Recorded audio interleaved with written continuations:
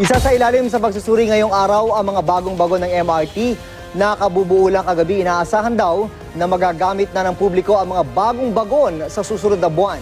Ang Minute na Balita, hatid ni Bam Alegre.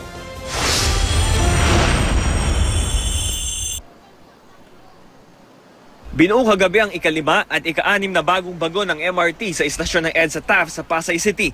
Mistulang laro ang building bricks ang pagbuo rito. Ang iba't ibang piraso ng mga bagon, pinagdudugtong gamit ang malaking crane. Ang mga tauhan ng MRT at ng mga kontraktor nito, minandohan ang traffic sa EDSA para hindi magkabuhol-buhol.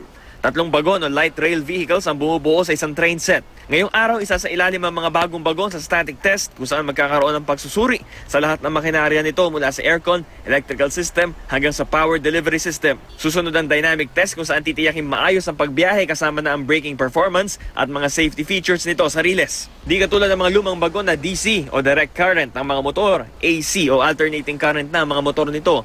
Ang pinagkaiba nito, mas kaunting maintenance na ang kailangan dahil hindi raw nagdidikit ang mga metal na bahagi ng motor nito. Magnetic field na nagpapaikot sa armadura na nagpapaandar sa bawat bagon. Sa kabuuan, 48 ang bagong bagon na inaasahan may dadagdag sa linya ng MRT3. May 2 pa raw na darating sa susunod na buwan. Ayon sa pamunuan ng MRT3, sa isang linggo na uumpisahan ng training ng mga engineer para sa mga bagong tren. Inaasahan sa susunod na buwan, magagamit na ng publiko ang mga bagong bagon.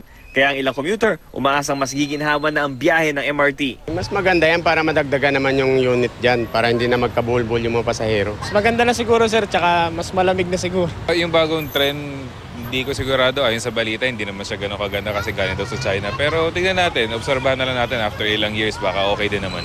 Bam Alegre, GMA News.